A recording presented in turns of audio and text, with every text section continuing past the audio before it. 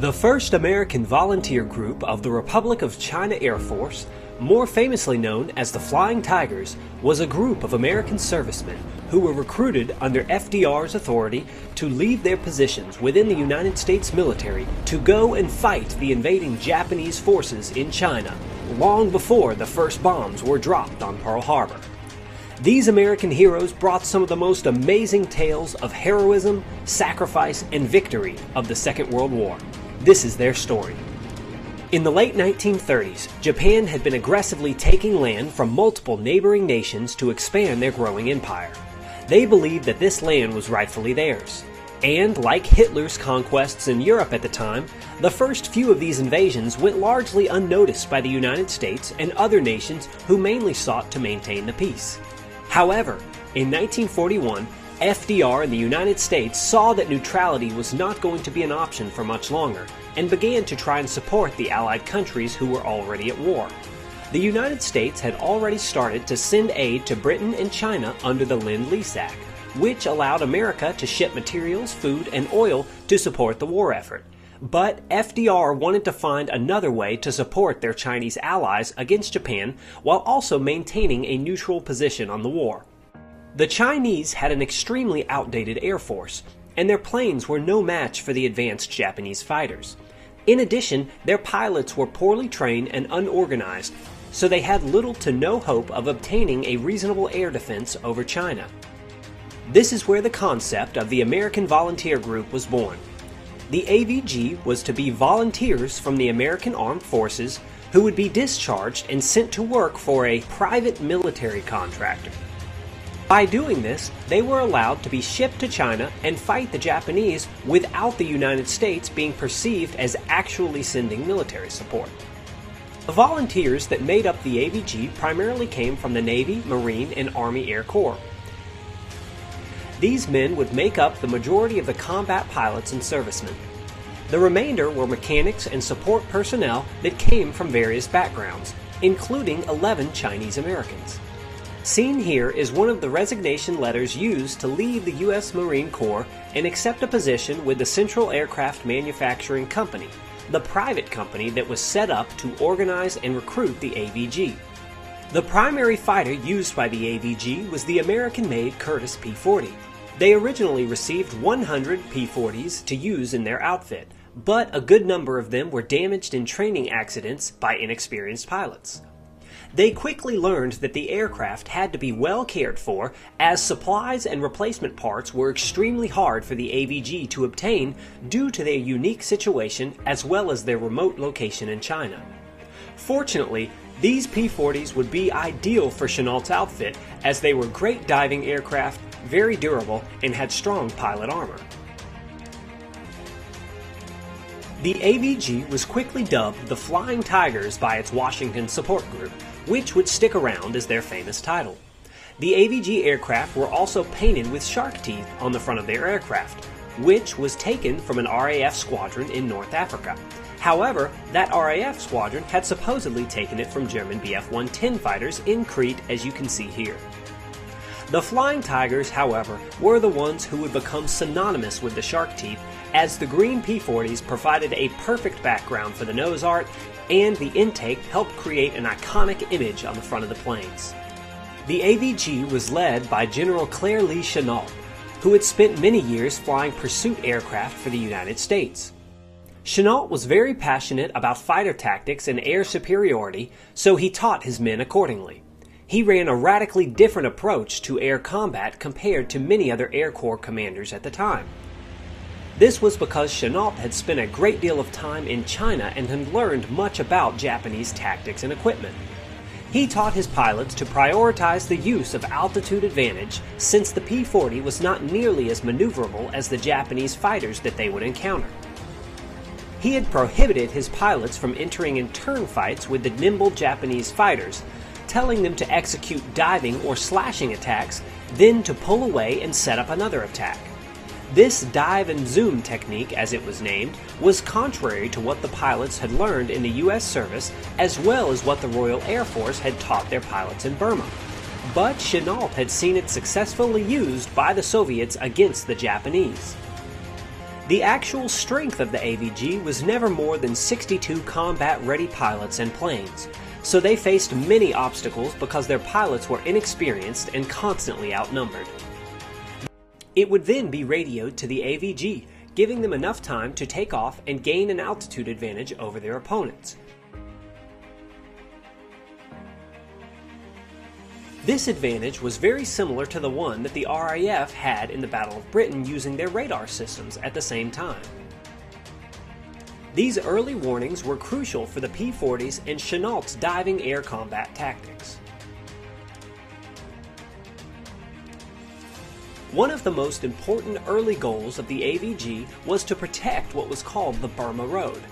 Eastern China was under Japanese occupation, so all military supplies for China had to arrive via the Burma route from India.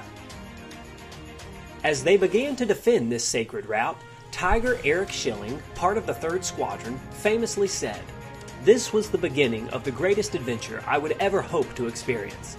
It wasn't until years later that I fully realized the magnitude and significance of this first step to be a lifelong adventure in the mystic Far East. Unfortunately, with many of the logistical, political, and language barriers that the AVG encountered, many of the initial plans were delayed. Because of this, although the first members began to arrive in China as early as April of 1941, the AVG's first official combat mission was not until the 20th of December.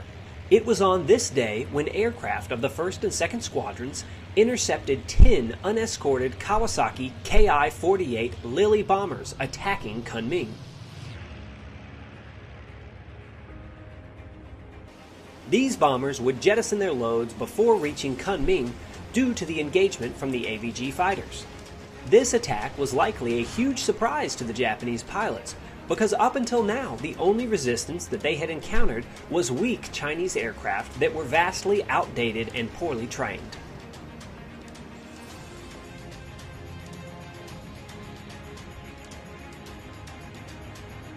In this engagement, 3 of the Japanese bombers were shot down near Kunming, and a 4th was damaged so severely that it crashed before returning to its airfield at Hanoi.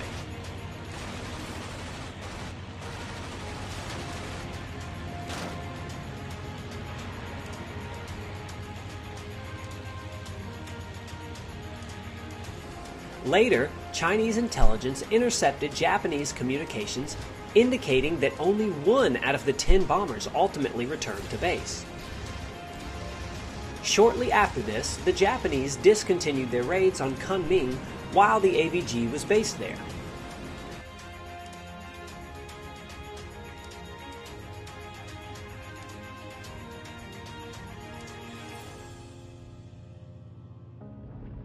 The only loss that the AVG had in this first sortie was a P-40 that was hit and forced to make a crash landing nearby.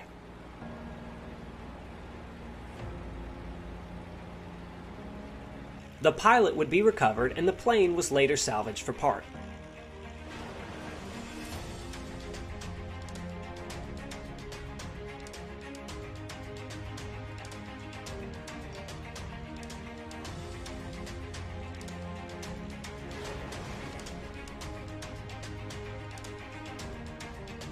Coming less than 2 weeks after Pearl Harbor, this mission was one of the earliest American aerial victories in the Pacific War.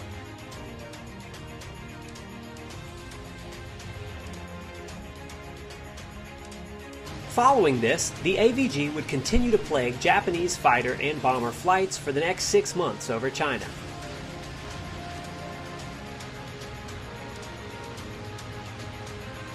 The most impressive aspect of the Flying Tiger's history is that despite being constantly outnumbered, the American pilots nearly always took down enemy aircraft at a disproportional rate. On December 25th, a large flight of 63 bombers escorted by 25 fighters was intercepted by less than 30 total AVG aircraft. In this encounter, an incredible total of 35 Japanese planes were taken down, likely on their way to bomb Chinese cities and airfields. The Allied flights only lost 2 pilots and 5 P-40s on the day. In January, the AVG continued to relentlessly attack Japanese bombers, taking down another 13 planes for just a loss of 2 of their own. By the end of January, the Flying Tigers had destroyed a total of 73 Japanese aircraft while losing only 5 themselves. However, the Americans continued to face challenges with logistics, aircraft parts, and loss of aircraft due to crashes and Japanese attacks on their airfields. Unfortunately, with the weak Chinese ground forces, the Japanese continued to push west into China. In addition, by the start of the spring of 1942, the AVG was down to less than 8 operational P-40s. Because of this, the Flying Tigers were forced on more than one occasion to relocate their bases to the west as they evaded advancing Japanese forces. Fortunately, this also allowed them time to be reinforced by new P-40s to strengthen their numbers. As they settled in once again, their success and high kill rates would continue. However, Chinese and American commanders would soon push Chennault and the AVG into ground attacks on the Japanese. The intended purpose was to show the battered Chinese ground forces that they did indeed have air support so that morale could be boosted among their troops. These were dangerous missions, however, and the AVG pilots were not necessarily in agreement. They would much rather prefer the comfort of their dogfights than facing the hazards of Japanese anti-aircraft fire. But the ground attacks continued as planned regardless. Although these missions did do damage to Japanese targets, especially to a large number of Japanese planes on the ground, the AVG pilots did not come around to supporting these missions. In fact, they were so against them that there was a small pilot revolt in the spring concerning these missions. This was because the pilots felt that they were an unnecessary risk with no real value. Keep in mind that this sort of feedback from the pilots could only happen because this was not a standard military outfit with rank and order, but rather a private and individual group of volunteer flyers. Fortunately, Chennault would manage the stirring among his pilots and get things to normal shortly after.